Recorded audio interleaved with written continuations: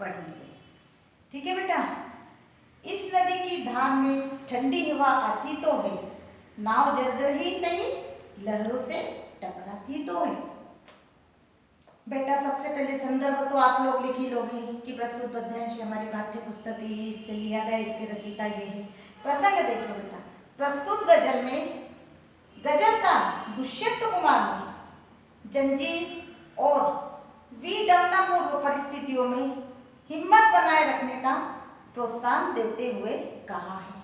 मतलब कठिन यदि समय आता है तो उसमें हिम्मत से काम लेना चाहिए।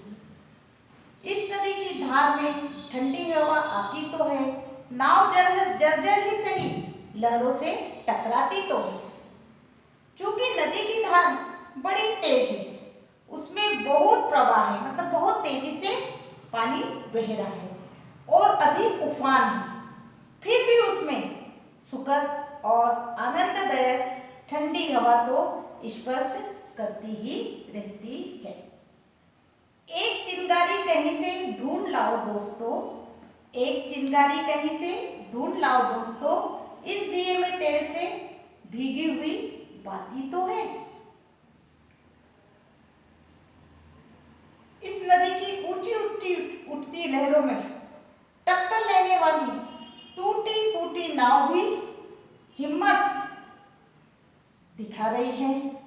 गजलकार का पुनः कहना है कि दिए में तेल से भीगी बाती है, यह उम्मीद को रखने की बात है। एक खंडर के हृदय सी, एक जंगली फूल सी, आदमी की पीर गूंगी ही सही गाती तो है। अगर एक चिंगारी कहीं से मिल जाए तो इस दिए की बाती जलकर रोशनी कर देगी। आज समय ने समाज को इतना अधिक दुखद और असहाय बना दिया है कि व्यक्ति उससे बच पाना बहुत ही कठिन है। व्यक्ति को उसका सामना करना ही पड़ता है।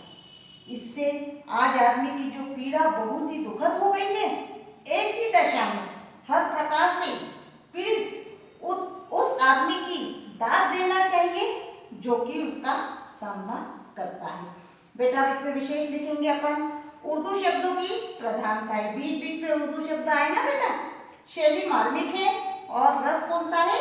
वीर रस है। ठीक है बेटा, ये अपना पहला पद्यांश हुआ। सेकंड भी देख लो बेटा। आज एक चादर सांझ ने सारे नगर पर डाल दी। पहले अपना संदर्भ देख लेते बेटा, इसमें है ना। संदर्भ तो पूर्ववत आएगा। प्रसंग देख लीजिए।